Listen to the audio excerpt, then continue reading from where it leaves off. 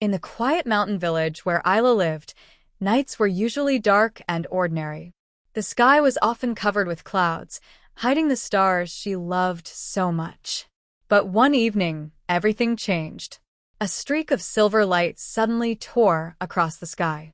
It burned brighter than any shooting star she had ever seen. The villagers gasped as it disappeared behind the forbidden valley beyond the hills, a place no one dared to visit. They said strange lights lived there. Strange sounds too. Just your imagination, adults always said. But Isla knew better. Her heart pounded with excitement, not fear. She packed her small backpack with a flashlight, bread, and a bottle of water. Without waking her parents, she slipped out the window and followed the narrow path toward the valley. The air grew colder with every step. Grass brushed against her legs. Crickets stopped singing as if the night itself was watching her. Then she saw it. A faint blue glow pulsing between the trees far below. Not flickering. Breathing. Like a fallen star waiting to be found. And Isla couldn't turn back now. The valley felt different from the rest of the forest. Too quiet. Her footsteps echoed strangely, bouncing off the cliffs like whispers following her. Strange crystals grew from the rocks, glowing softly under the moonlight.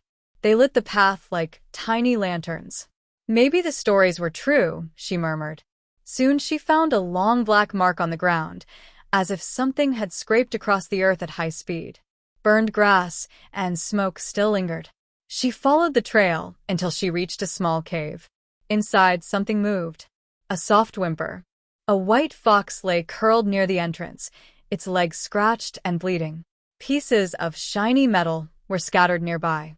"You're hurt," Isla whispered gently. Slowly, carefully, she wrapped the fox's leg with cloth from her sleeve. The animal didn't run. It simply watched her with bright, trusting eyes. Then the metal fragments began to hum. They floated, pieces pulling together in the air like magnets, forming a small glowing sphere.